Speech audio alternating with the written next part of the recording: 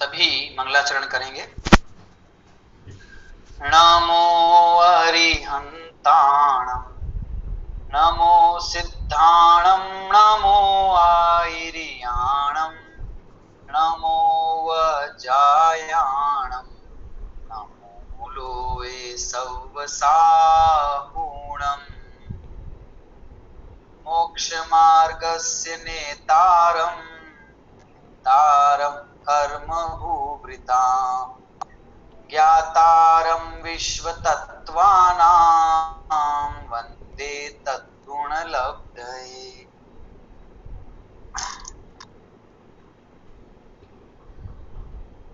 यह तत्वार्थ सूत्र नाम का महाग्रंथ है, जिसके दूसरे अधिकार के ऊपर विगत कई दिनों से हमारी चर्चा प्रवर्तमान है। दूसरे अधिकार में 35 सूत्रों तक की चर्चा हमने की है, जिसमें विविध प्रकार से जीव के स्वरूप को हमने समझा है। विग्रह गति में इस जीव का स्वरूप और विग्रह गति के भेद प्रभेद के बाद ये जीव जो जन्म धारण करता है वह जन्म कितने प्रकार का होता है और किस किस गति के जीवों का और किस किस इंद्रिय के जीवों का किस किस प्रकार का जन्म होता है, इस विषय में हमने चर्चा की है। और जन्म के विषय में जो बात की कि नवीन शरीर को ये जो जीव धारण करता है तो जन्म जानना चाहिए। तो जब ये जीव उस शरीर को धारण करता है तो किस किस प्रकार के शरीर इस जीव के होते हैं और कैसे कैसे शरीरों को वो धारण करता है। तो ऐसी शरीर विषयक चर्चा कि शरीर कैसे हैं, कितने हैं, उनके क्या लक्षण हैं, उनके कितने भेद प्रभेद हैं और उन सब शरीरों का आपस में क्या संबंध है आदि विषयों पर आगे के 36 सूत्र से लेकर 49 सूत्र तक यानी कि 14 सूत्रों में आचार्य देव ने इन शरीरों की चर्चा की है। तो आज से हम सूत्र क्रमांक 36 से शरीर की चर्चा प्रारंभ करेंगे। आइए हम चलते हैं सूत्र क्रमांक 36 की ओर। सूत्र क्रमांक 36 हमारी स्क्रीन पर हमारे सामने है। मैं सूत्र पाठ करता हूं, आप सभी ध्यान पूर्वक सुनिएगा और फिर बाद में आप भी उसका पाठ कीजिएगा। सूत्र पाठ। औदारिक वैक्रियिकाहारक तैजस कर्मणानि शरीराणि। पुनः औदारिक वैक्रियिकाहारक तैजस कर्मणानि शरीराणि। औदारिक वैक्रियिकाहारक तैजस कर्मणानि शरीराणि।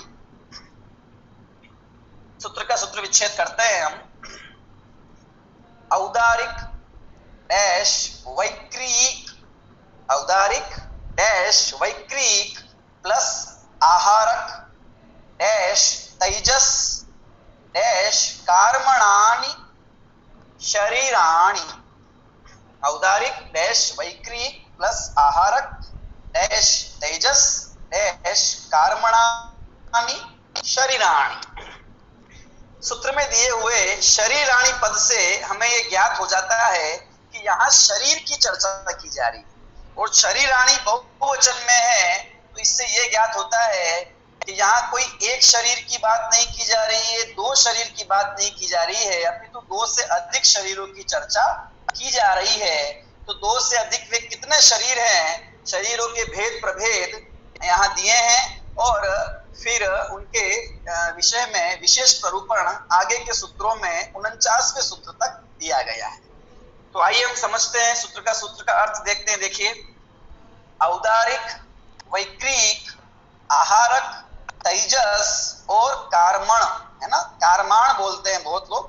तो कार्मण ये शुद्ध उच्चारण है, हम यही करें। कार्मण ये 5 शरीर हैं। शरीर से कौन अवगत नहीं है? अनादिकाल से शरीर में तो अपनी एकत्व बुद्धि है। मैं देह हूं और मैं शरीर हूं, यही हम मानते आ रहे हैं। तो कि जिस शरीर में मैंने अपनापन किया है, जिसे मैं अपना मानता हूं, वो शरीर कितने प्रकार का है, उस शरीर का लक्षण क्या है और वो शरीर किस किस के कैसा कैसा होता है, हमें इसको समझना है। और इसको समझ के ये बात ख्याल में आ जाएगी कि ये शरीर जो है ये सब पौद्गलिक हैं। ये शरीर धारण करता हुआ भी मैं अशरीरी हूं। ये हमारा शरीर की चर्चा करने का प्रयोजन हमारा ये है कि शरीर की चर्चा करके हमें अशरीरी को जानना है। शरीर क्या है, कैसा है, इसका स्वरूप है, ये जान के अपन अशरीर की ओर अपनी दृष्टि करेंगे।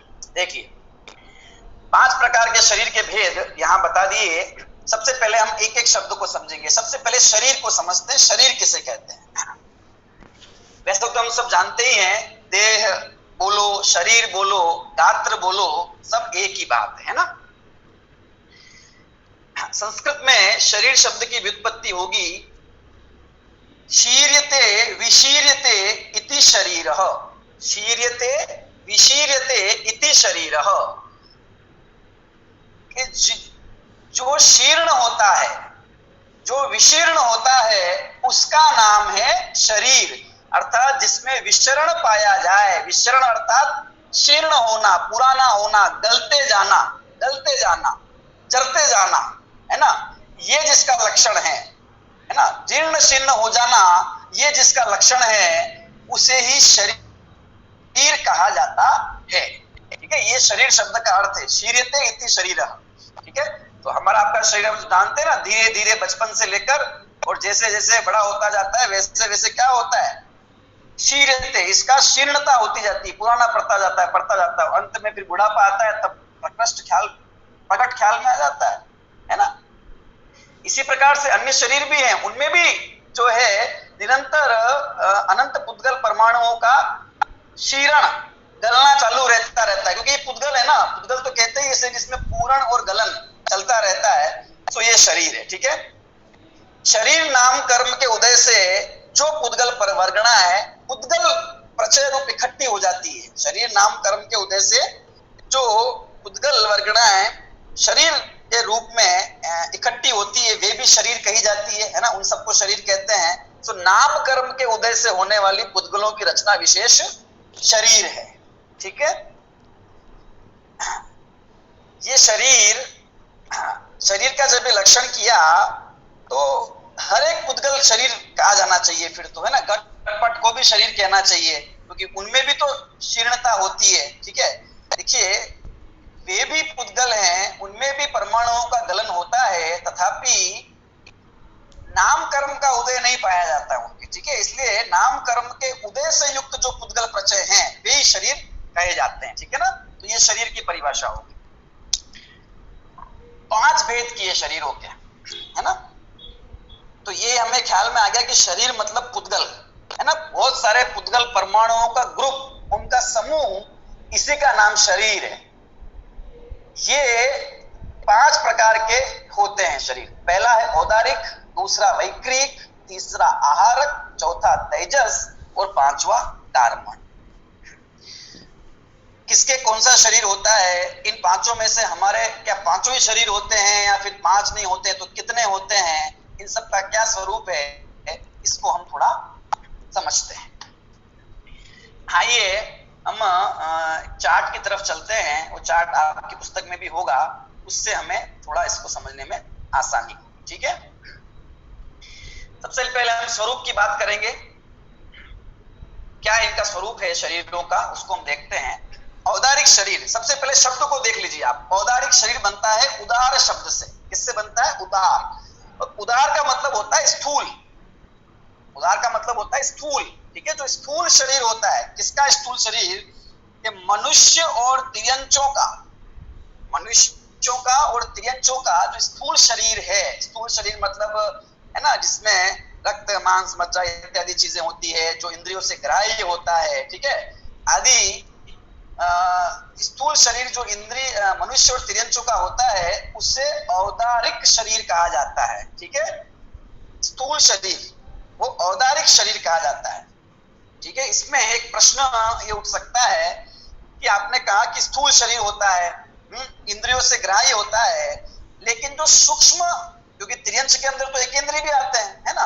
तो एकेंद्रिय आदि जो सूक्ष्म जीव होते हैं, जो ना हमें इंद्रियों से नजर आते हैं, ना पकड़ में आते हैं, ठीक है, जो बादर भी नहीं है, सूक्ष्म है, ऐसे निगोदिया जीव इत्यादि भी, है ना। तो क्या उनके शरीर को भी हम औदारिक शरीर ही कहेंगे क्या? क्योंकि वे तो सूक्ष्म नाम कर्म का उदय है ना उनके, है ना। स्थूल नहीं है उनका शरीर, सूक्ष्म है। इंद्रियों से ग्राह्य नहीं है और प्रतिघात से भी रहित है, तो क्या उसको भी औदारिक शरीर कहा जाएगा क्या? कि हाँ, वे भी सारे तिर्यंचों का शरीर औदारिक शरीर में ही आता है, चाहे वे सूक्ष्म हो चाहे वे पादर हो। ठीक है, वे औदारिक शरीर की श्रेणी में ही उसे गिना जाता है। एक अपेक्षा ये भी है कि वे भी किसी अपेक्षा से स्थूल है। स्थूल इसलिए है कि दूसरे जो शरीर है आगे वाले, उनकी अपेक्षा वो स्थूल है, क्योंकि ये उससे भी सूक्ष्म है। ठीक है, इसलिए भी वो स्थूल की कैटेगरी में आएगा, है ना। और वो जो शरीर उन्हें प्राप्त होता है वो औदारिक नाम कर्म के, औदारिक शरीर नाम कर्म के उद्देश्य से प्राप्त होता है, किसी दूसरे शरीर के नाम कर्म के उद्देश्य से प्राप्त नहीं होता। इसलिए उनके सूक्ष्म शरीर को भी औदारिक शरीर ही जानना चाहिए। एक और दृष्टि से विचार करें तो क्या हम उसे वैक्रियक शरीर कहेंगे? बिल्कुल नहीं कह सकते।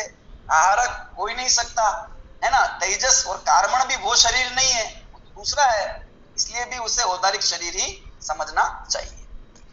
तो हमारा आपका जो शरीर है वो सारा औदारिक शरीर है। तिर्यंचों का शरीर भी जो होता है वो सब 1 से लेकर 5 इंद्रिय तक औदारिक शरीर ही होता है। दूसरा वैक्रियक शरीर। दूसरा कौन सा है? वैक्रियक शरीर। विक्रिया, मूल शब्द है विक्रिया। विक्रिया मतलब क्या? जो विक्रिया को करता है उसका नाम है वैक्रियक शरीर। विक्रिया मतलब क्या? विक्रिया मतलब विशेष क्रियाएं। जो शरीर विशेष क्रियाएं करे उसका नाम विक्रिया। तो विशेष क्रिया मतलब क्या? कि विशेष क्रिया मतलब जो शरीर विक्रिया के माध्यम से एक अनेक, छोटा बड़ा, हल्का भारी आदि अनेक रूपों को धारण कर लेता है, ऐसे देवों और नारकियों के शरीर को वैक्रियक शरीर कहा जाता है। ठीक है, एक अनेक रूपों को धारण कर लेता है, छोटा बड़ा बन जाता है, हल्का भारी हो जाता है, दृश्य अदृश्य हो जाता है। ऐसा जो देवों और नारकियों का ये जो शरीर है इसे वैक्रियक शरीर कहा जाता है। कि देखिए, ये जो शरीर है ये दो के ही होता है, एक देवों के और एक नारकियों के। ठीक है ना। वे देव जो हैं वे अपने शरीर को अनेक प्रकार से परिणमा सकते हैं, अनेक रूप बना सकते हैं स्वयं के शरीर की। ठीक है, और एक ही देवता अनेक अनेक अनेक प्रकार के अपने रूपांतर कर सकता है, अनेक अनेक प्रकार से रूप बना सकता है। खुद के जैसे ही 2, 4, 5, 10, 15, 20 हजार कितने ही रूप बना देगा। ठीक है ना। अथवा एक जैसे रूप ही नहीं, अन्य अन्य वस्तु में भी रूप बना सकता है और खुद के शरीर को भी किसी दूसरे रूप में परिणत कर सकता है। ठीक है ना।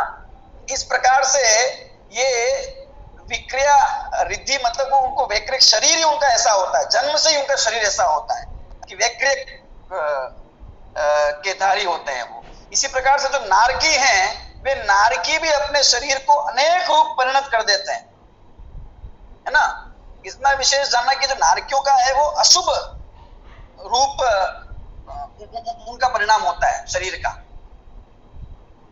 ठीक है, तो इस प्रकार से एक ही शरीर अनेक रूपता को धारण कर लेता है, 1, 2, 4 भी बन जाते हैं और एक वही शरीर अलग अलग अलग अलग आकार को धारण कर लेता है। तो ये सारी विशेषताएं इस वैक्रियक शरीर में पाई जाती है और देवों और नारकियों के जो वैक्रियक नाम कर्म के उद्देश्य से होता है ऐसा ये वैक्रियक शरीर होता है। देवों और नारकियों के नियम से वैक्रियक शरीर ही होता है। मनुष्य व तिर्यंच के औदारिक शरीर ही पाया जाता है। विशेष जो बातें इसमें है वो हम समझेंगे, है ना। ये जो विक्रिया है ये 2 प्रकार की होती है।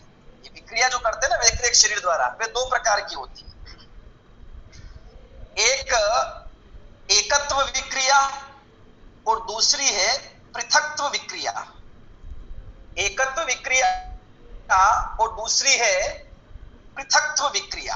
एकत्व विक्रिया का मतलब है वो एक ही शरीर, एकत्व मतलब वो शरीर के 2 रूप नहीं बनते हैं, शरीर जितना है जो है वही रहता है। ठीक है ना। और उसी में चेंज उनका होता रहता है।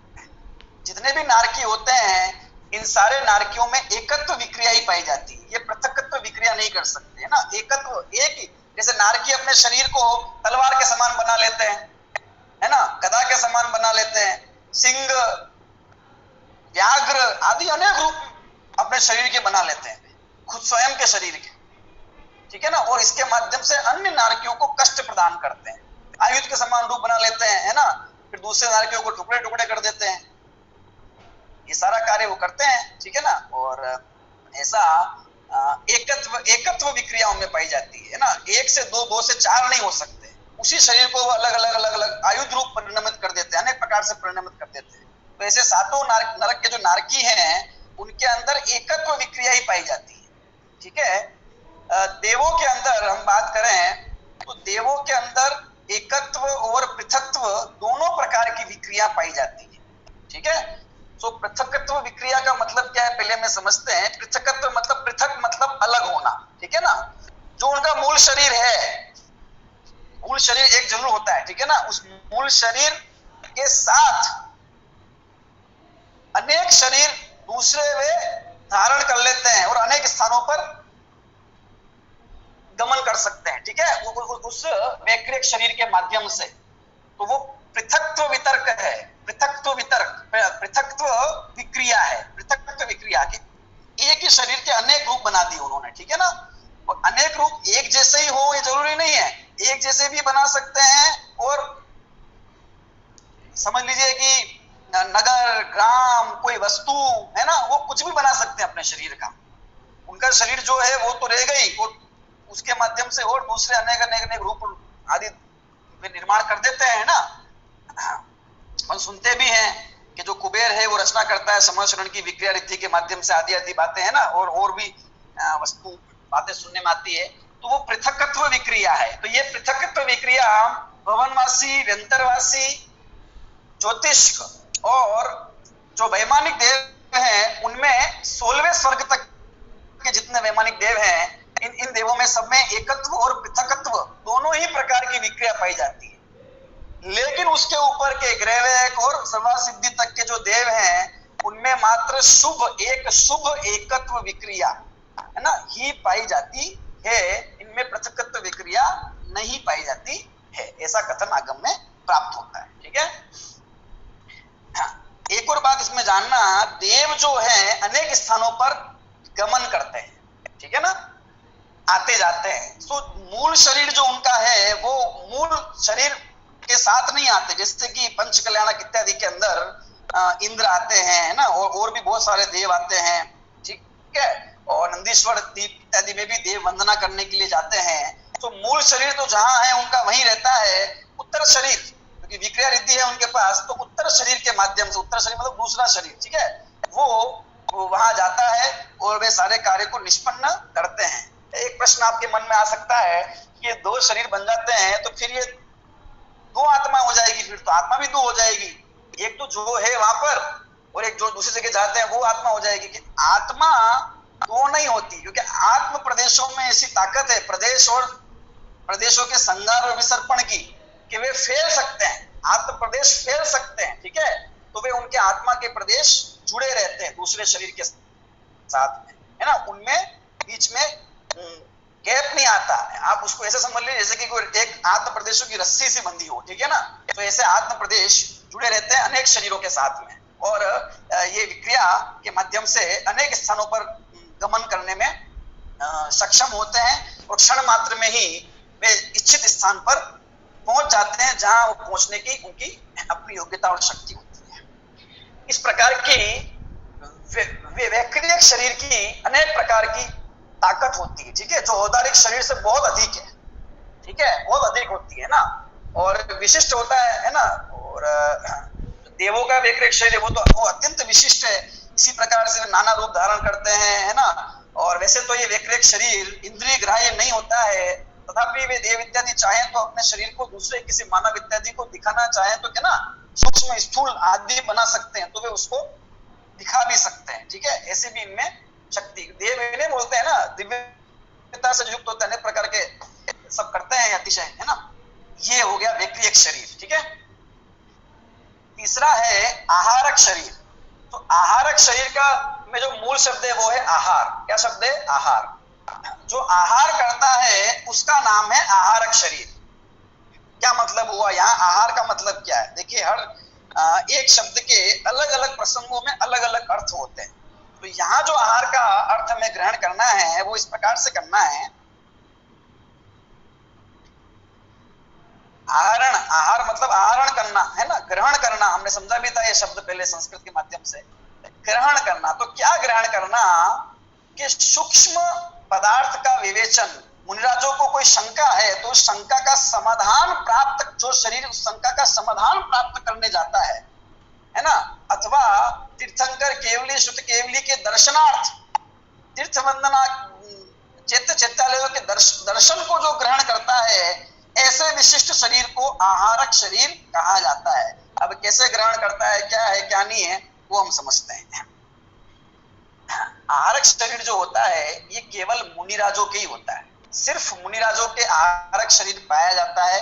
और मुनिराज भी कौन से? कि भावलिंगी मुनिराज, है ना। भावलिंगी मुनिराज में भी जो प्रमत्त संयत छठे गुण स्थान वाले मुनिराज हैं, है ना, सातवें गुण स्थान वाले मुनिराज, छठे वाले वो सातवें वाले तो ही हैं, पर ये शरीर उनका तभी बनेगा जब वो प्रमत्त संयत की दशा में होंगे, यानी छठे गुण स्थान में होंगे। ठीक है, तो भावलिंगी छठे गुण स्थान वर्ती जो मुनिराज हैं उनके ही ये आहारक शरीर होता है। ये आहारक शरीर अत्यंत शुभ होता है, आगे सूत्र भी आएगा इस विषय में। ठीक है, अत्यंत शुभ होता है। और क्यों पैदा होता है ये शरीर, कैसे बनता है शरीर? देखो, पहले के तीनों ही शरीर औदारिक, वैक्रियक और आहारक, ये आहार वर्गणाओं से बनते हैं। तेजस शरीर तेजस वर्गणा से और कार्मण शरीर कार्माण वर्गणाओं से बनता है। तो पुद्गल है, मतलब पुद्गल परमाणु सारे, ठीक है, शरीर योग्य। तो ये कि कोई मुनिराज, कोई रिद्धि के धारी मुनिराज, प्रमत्त संयत मुनिराज, इनके तत्व के विषय में कोई शंका हो, कोई सूक्ष्म पदार्थ मतलब जिनागम का अध्ययन कर रहे हैं, स्वाध्याय इत्यादि, तो उसमें कोई सूक्ष्म बात जो उन्हें ख्याल में नहीं आ रही है, अपने गुरु इत्यादि के माध्यम से भी वो जो ख्याल में उनको नहीं आ रही है और उनकी शंका बनी हुई है, और आसपास के क्षेत्र में कोई केवली श्रुत केवली नहीं है कि जिनसे वो शंका का समाधान प्राप्त कर सके, तो जहां केवली और श्रुत केवली विराजमान है ना, अनंत भगवान विराजमान है अथवा श्रुत केवली विराजमान है, वहां तक अपनी शंका का समाधान करने के लिए, पहली बात, ठीक है। दूसरा, संयम की रक्षा के लिए, ठीक है, संयम की रक्षा के लिए। इसका मतलब क्या हुआ कि संयम की रक्षा के लिए इसका मतलब ये हुआ कि संयम की रक्षा तो मुनिराज करते ही है, प्रति समय नहीं करते क्या, है ना, वे तो सकल संयम के धारी हैं ना, छठे गुण में सकल संयम होगा ही होगा। तो संयम की रक्षा के लिए, अर्थात वो शंका का समाधान करने के लिए, अगर वो बहुत दूर, मान लो विदेश क्षेत्र में तो सदा विराजमान रहते ही है तीर्थंकर भगवान, अभी उनको मान लो वहां जाना पड़ा, ठीक है, तो एक तो दुर्गम है जाना बहुत, ठीक है, और अथवा जिस क्षेत्र में वो है उसके दूर, बहुत दूर कोई भगवान का समूह शरण है, केवली शुद्ध केवली विराजमान है, तो वहां जाने के लिए इनको गमन करना पड़ेगा, आकाश मार्ग से जाना पड़ेगा, जल मार्ग, जिससे भी जाएंगे तो उसमें संयम की विराधना, हिंसा का पाप बहुत अधिक लगने वाला, क्योंकि बहुत दूर की यात्रा तय करनी है, तो वहां पे अनेक जीवों के घात का प्रसंग आता है, तो वो अपने स्थान पर ही रहते हैं और शंका समाधान करने के लिए अथवा तीर्थंकर आदि के दर्शन करने के लिए भी, ठीक है ना, तीर्थंकरों का तप कल्याणक आदि होता है, वह भी अगर उन्हें जिज्ञासा देखने की, उसके लिए भी किसी मुनि को निर्वाण की प्राप्ति हुई, उन्हें ज्ञान हुआ, तो उनके दर्शन आदि करने के लिए भी और तीर्थ क्षेत्रों आदि की वंदना के लिए भी वे मुनिराज का जो शरीर है, वो शरीर के मस्तक में से, उनके मस्तक में से, उसको लिखा है यहाँ पे शब्द दिया है, देखिए, जो सबसे श्रेष्ठ अंग है शरीर का, मस्तक है ना, उस मस्तक में से के रोम में से, मस्तक के भी अग्र रोम में से, उसके अत्यंत 8वें भाग प्रमाण, इतना सूक्ष्म स्थान से जो है आहारक शरीर का निर्माण होता है, और वे आहारक शरीर की रचना करते हैं। वो आहारक शरीर मस्तक से निकलता है, और कितना 1 हाथ प्रमाण उसका जो है आकार बताया है, ठीक है ना, और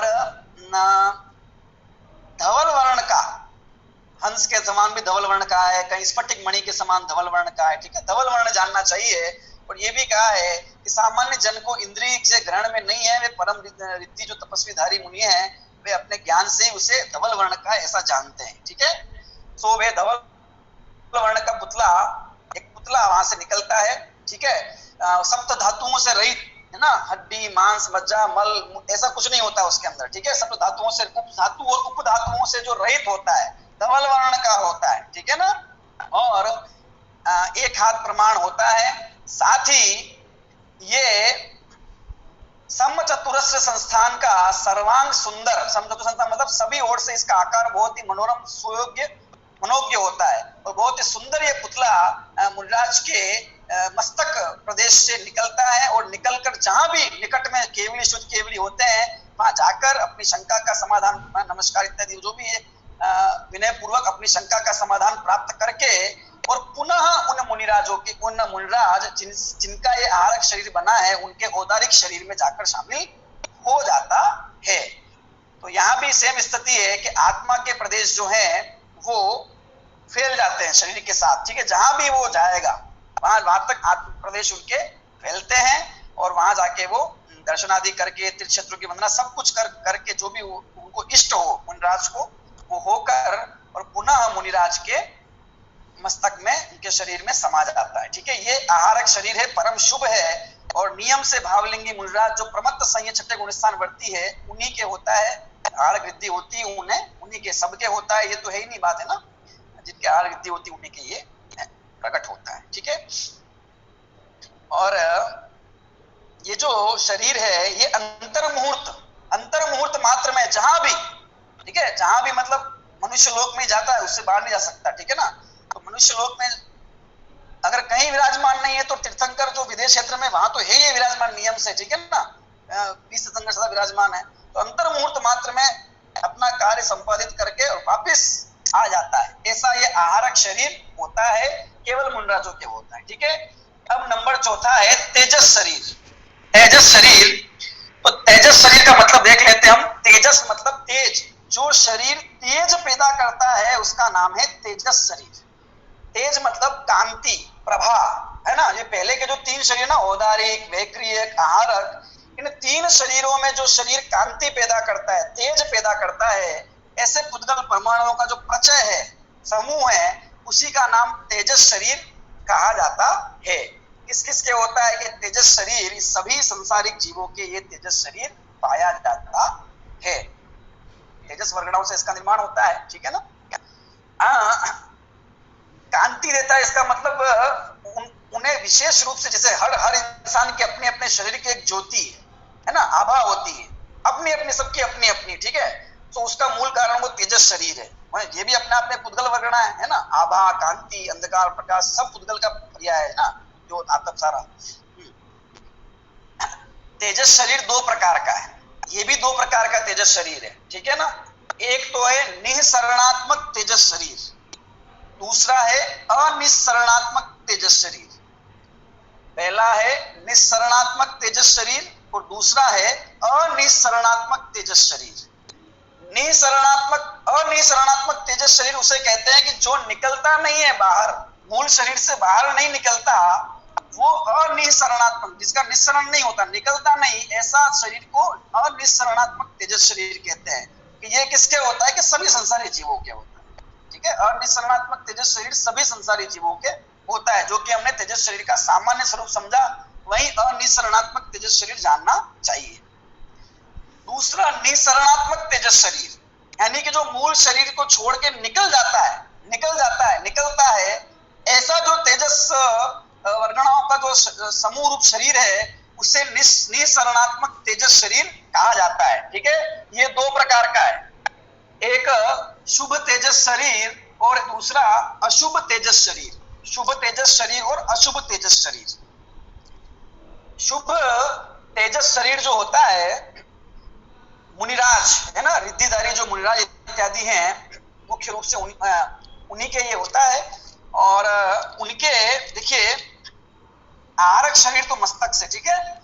शुभ जो शरीर है, शुभ तेजस शरीर, ये दाएं कंधे से, कहां से, राइट शोल्डर, दाएं कंधे से उनके वो शरीर निकलता है और उन मुनिराज, ऐसे रिद्धिधारी मुनिराज, ऐसे तपस्वी, महातपस्वी मुनिराज के जिनके आसपास लोगों की पीड़ा, तकलीफ, महामारी, दुर्भिक्ष आदि देखकर मन में उनके कष्ट को मिटाने के लिए जो महाकरुणा उत्पन्न हुई है, तो ऐसे करुणा से युक्त मुनिराज के शरीर से ये तेजस शरीर, शुभ तेजस शरीर उनके दाएं कंधे से बाहर निकलता है और ये आसपास के क्षेत्र में 12 योजन तक, कितने तक? 12 योजन तक। 12 योजन मतलब होता है एक योजन में 4 कोस, 48 कोस है ना, का ये प्रमाण है, ठीक है ना। तो वहां तक ये फैलता है और उसमें फैले हुए जितने जो भी महामारी है, दुर्भिक्ष है, अकाल है, लोगों की पीड़ा है, दुख है, सारे जो भी हैं, शारीरिक व्याधि वगैरह, उस सबको दूर कर देता है, ठीक है ना। और सर्वत्र वहां पर सुख शांति का प्रचार कर देता है। मुनिराजों के चित्त में जो महादया आती है, उसके प्रभाव में ये महारिद्धि के द्वारा किन्हीं तपस्वी मुनिराज के, सबके होता है नहीं है, तपस्वी मुनिराजों के ये तेजस शरीर, शुभ तेजस शरीर जो कि निसरणात्मक निकल है ना बाहर से, ये भी एक पुतले के समान होता है, ठीक है, शरीर प्रमाण जो है उनका। और वो फिर इस प्रकार का 12 योजन तक का कार्य करता है और फिर वापस आके उनके शरीर में समा जाता है। दूसरा है अशुभ तेजस शरीर, निसरणात्मक का ही भेद दूसरा, अशुभ तेजस शरीर। ये जो अशुभ तेजस शरीर है, ये किन्हीं संयत मुनिराज के अत्यंत क्रोध का उदय आ जाने पर, अत्यंत क्रोध का उदय आ जाने पर, तो जिस वस्तु के प्रति, जहां के प्रति उनके मन में क्रोध है, उस समस्त क्षेत्र तक जाकर और उस सारे क्षेत्र को भस्म कर देता है, ठीक है, सारे क्षेत्र को भस्म कर देता है, वहां के जीव पुद्गल सब जो है वो भस्मीभूत कर देता है और अंत में आकर वो मुनिराज के शरीर में समाता है, उनको भी भस्म कर देता है और वे मरण को प्राप्त हो जाते हैं और जो है नियम से नरक में जाते हैं, ठीक है। ये उनके बाएं कंधे से निकलता है, बाएं कंधे से निकलता है और इसका आकार जो है वो कितना हो जाता है, ये भी 12 योजन तक है ना, 12 योजन तक विस्तार में ये जाता है। और जिस भी वस्तु के प्रति इनके मन में क्रोध है, किसी व्यक्ति के प्रति या कोई स्थान के प्रति, जहां भी इनका क्रोध है, बाई परिक्रमा लगाकर उन मुनिराजों के वहां जाता है और संपूर्ण उस स्थान को, उस जगह को, वहां के लोगों को सबको नष्ट कर देता है, भस्म कर देता है जलाकर, और स्वयं अंत में वे मुनिराज भी भस्म हो जाते हैं।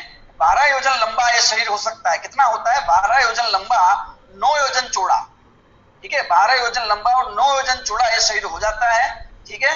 और लाल रंग, इसका जो कलर कहा है वो सिंदूर के समान लाल कहा है, ठीक है ना, सिंदूर के समान लाल रंग का ये होता है और बिलाव के आकार का, मुख जो है वो बिलाव के आकार का इसका होता है। इस प्रकार का शरीर बनता है, सब आगे में प्राप्त होती है, ठीक है, और आश्चर्य होता है पर ये सब चीजें होती है, ठीक है ना।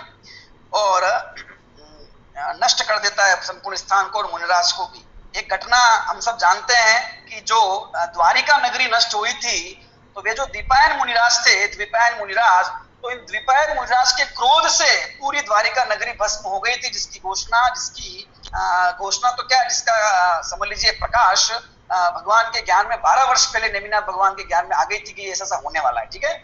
और संपूर्ण द्वारिका नगरी उनके क्रोध में, वो तो वो जो अशुभ तेजस शरीर उनसे शरीर से निकला और उन्होंने सबको भस्म कर दिया और अंत में वे मुनिराज को भी भस्म कर दिया और वे नरक गति में गए। ऐसा ये तेजस शरीर होता है। निसरणात्मक हमने समझा है और अनिसरणात्मक तो सबके होता है, ठीक है, सबके शरीर में कांति पैदा करने वाला, ठीक है, तेज प्रदान करने वाला, ये तेजस शरीर कहलाता है। अंत में है कार्मण शरीर। तो कार्मण शरीर का तो नाम पता ही है हमको कि जो कर्म से पैदा होता है, यानी कर्मों का समूह, ठीक है, ज्ञानावरणादि 8 कर्मों का जो समूह है उसी का नाम कार्मण शरीर है, वही कार्मण शरीर है, ठीक है। ये किससे, ये भी सभी संसारी जिन जिनके भी कर्म है, सभी संसारी जीवों के ये कार्मण शरीर पाया जाता है, सभी के ये कार्मण शरीर होता है, ठीक है। और इन सभी शरीरों का निमित्त भी ये कार्मण शरीर ही है, सभी शरीरों का, औदारिक, वैक्रियक, आहारक, तेजस, क्योंकि ये नाम कर्म के उद्देश्य है ना, तो नाम कर्म का उदय किया तो कर्म अपने आप में कार्मण शरीर हो गया। तो कार्मण शरीर के निमित्त से ही औदारिक, वैक्रियक, आहारक और तेजस शरीर की प्राप्ति होती है। और कार्मण शरीर का खुद का निमित्त क्या है कि कार्मण शरीर में जो भाव कर्म है, मोह राग द्वेषादि उससे भाव कर्म, उससे कर्म बनते हैं, वो उसका निमित्त हो गया। और निरंतर कर्म वर्गणाएं जा रही है और आ रही है, जा रही है और आ रही है, ठीक है ना।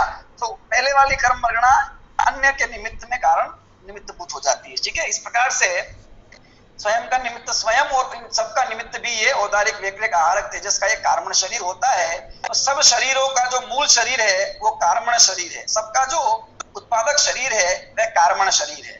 और ये अन्य शरीर भी इस संसारी जीवों को अपनी अपनी योग्यता के अनुसार होते हैं। औदारिक शरीर में तीर्थंकरों के परम औदारिक, अरंतों के परम औदारिक शरीर होता है।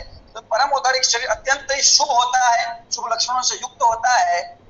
बादल निगोदिया जीवों से वो रहित होता है।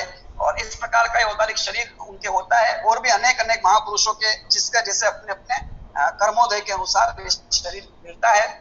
वैक्रियक शरीर के बारे में विशेष जानना चाहिए कि वैक्रियक शरीर देव नारकियों के तो नियम से होता ही है, लेकिन विक्रिया रिद्धि के धारी कोई मुनिराज हो तो उन्हें भी ये वैक्रियक शरीर होता है, ठीक है।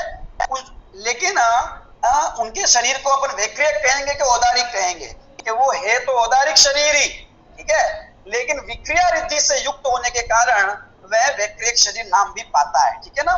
ऐसा वर्णन प्राप्त होता है। तो वे मुनिराज भी विक्रिया के माध्यम से जो है अपने शरीर को छोटा बड़ा इत्यादि कर देते हैं और किसी न किसी प्रयोजनवश करते हैं। और हम कहानी सुनते हैं, है ना, रक्षाबंधन वाली, के जो विष्णु कुमार मुनिराज थे उन्हें ये विक्रिया रिद्धि प्राप्त थी।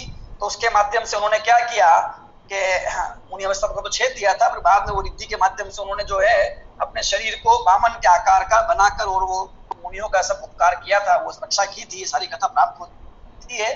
तो ऐसी विक्रिया रिद्धि के धारी जो मुनिराज है उनको होती है। चक्रवर्ती आदि को भी ये विक्रिया रिद्धि होती है। पृथकत्व विक्रिया रिद्धि भी होती है, अनेक रूप बना लेते हैं अपने में भी, ठीक है ना। इस प्रकार की विक्रिया रिद्धि देवनारकी में, मनुष्यों में, तिर्यंचों में भी होती है, ऐसा वर्णन मिलता है आगम में, है ना। इस प्रकार से ये औदारिक वैक्रियक आहारक तेजस और कार्मण इन शरीरों के स्वरूप के विषय में हमने अभी संक्षिप्त में जानकारी प्राप्त की है। अब इन शरीरों का आपस में क्या संबंध है, कौन सा शरीर छोटा होता है, कौन सा बड़ा होता है ना, और इनमें से किस शरीर के माध्यम से निर्वाण की प्राप्ति होती है किस शरीर वालों को, ठीक है। और आपस में इनकी तुलना कैसे कैसे क्या क्या तुलना है, तो आदि तुलनात्मक अध्ययन हम आगे के सूत्र जो 49 तक दिए हुए हैं तो क्रमशः सूत्रों को पढ़ते पढ़ते करते जाएंगे। तो आज हमने शरीर का लक्षण और इन पांचों जो शरीर हैं इनके बारे में सामान्य जानकारी प्राप्त की है। ये जानकारी शरीर की है, पर ये शरीर से रहित मैं अशरीरी भगवान आत्मा हूँ, कभी एक भी शरीर को प्राप्त नहीं हुआ, सदा इन शरीरों से रहित ही हूँ, ऐसे अपने अशरीरी तत्व की श्रद्धा इस शरीर को जानकर हमें करनी चाहिए। क्योंकि अनेक बार अनेक शरीरों को धारण करके छोड़ दिया, अब अशरीर की श्रद्धा करेंगे तो दोबारा शरीर धारण करना नहीं पड़ेगा। तो ऐसे अशरीरी आत्मा का आश्रय लेके अशरीरी अवस्था की प्राप्ति हो, इसी पवित्र भावना से आज का विषय पूर्ण करते हैं।